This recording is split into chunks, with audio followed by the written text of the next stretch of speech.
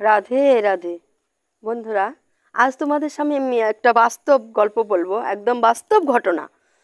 গত জুলাই মাসের 22 তারিখে আমার পাড়াতে একবারই শ্রাদ্ধ হয়েছে। তো সেই শ্রাদ্ধতে আমি গীতা পাঠ করতে গিয়েছিলাম। তো গীতা পাঠ করা কালকে কত 24 তারিখ গেল, তাহলে 22 তারিখে এক মাস, 22, 23, 24, আজকে 25 তারিখ, তার মানে 1 মাস 3 দিন পূর্ণ হয়ে গেছে। এবার আমার জন্য একটা বস্ত্র, একটা গীতা আর একটা ফল রেখে দিয়েছে গীতার ওপরে। তো আমাকে ডেইলি বলে, দিদি ভাই আসো না, একটু দেখা করো না, আসো না আসো না, এরকম করে বলে। আমি কিন্তু সময় পাই না। তো কালকে ফোন করার পরে, অনেকবার ফোন করেছে, আমি চলে গেছি। যাওয়ার পরে রাত্রে, গতকাল মানে রাত্রে আমি কি করে বলবো বা ভিডিওটা দেখাবো, তাই না?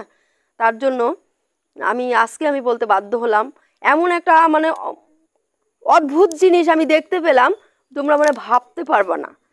ওই ভদ্রমহিলা, ওই দিদিভাই আমার হাতে যে বস্ত্রটা, গীতাটা তুলে দিল আর ফলটা, সেই শ্রাদ্ধের দিন গীতা এবং ফল আমার জন্য রেখে দিয়েছে। ওইভাবেই শোকেজে রেখে দিয়েছে। কালকে গেলাম, আমি নেবই না কিছু থেকে, বলছে না আপনার নামে রেখেছি, আপনার নিতেই হবে। এবার কালকে আমার হাতে তুলে দিল। বিশ্বাস করবা না, আমি তোমাদেরকে যদি না দেখাই মানে তোমরা ভাবতে পারবে না বিষয়টা, তাই না? যে এই যে ধর্মের যে এত মহিমা, সেই মহিমাটা কি সবাই তো জানো।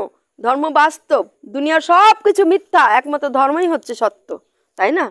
তো দেখো, তোমাদের আমি বাস্তবেই দেখাচ্ছি। এই যে বস্ত্র এইভাবেই ছিল, আমি খুলিও নি। তো কাল ওই দিদিভাই, অবশ্য দিদিভাইয়ের সামনে ব্যাপারটা অবাক হয়ে গেলাম যে এটা এইভাবে কি করে হলো। এবার বস্ত্রটার মধ্যে এই যে গীতা আর হচ্ছে একটা ফল, তার মানে আপেল। এই দেখো, সেটা কি বাস্তব ঘটনা। গীতার মধ্যে যে আপেলটা রয়েছে, দেখো যেমন তেমন আপেল রয়েছে, যেমন তেমন আপেল, একটু কোনো পচা গলা নষ্ট কালো কিচ্ছু হয়নি বন্ধুরা। দেখো দেখো, তোমরা ভাবতে পারবে 1 মাস 4 দিনে এরকম থাকতে পারে? ক্যারি ব্যাগের মধ্যে, কাপড়ের ক্যারি ব্যাগের মধ্যে রেখেছে, তারপরে শোকেসে রেখেছে, যে কী করে থাকে। তাই দেখো, এই যে গীতার যে মহিমা, অপরিসীম মহিমা। শ্রীকৃষ্ণের মুখামৃত বাণী শ্রীমদ্ ভাগবত গীতা, এই গীতার উপর রেখেছে বলেই আজ এত সুন্দর হয়ে আছে। তাছাড়া তোমরা জানো যে প্লেনটা অ্যাক্সিডেন্ট হয়ে গেল, সব কিছু পুড়ে গেল, কিন্তু গীতা কিন্তু পুড়েনি, সেটা তো ভালো করেই জানো। অতএব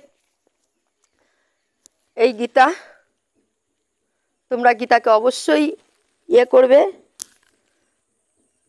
সবসময় সম্মান দেবে, গীতা উচ্চারণ করবে, দেহের পাপ মোচন হবে, সবাই ভালো থাকবে। এই দেখো, জয় গীতা, জয় গীতা, জয় গীতা। সবাই ভালো থাকো, সুখে থাকো। রাধে রাধে।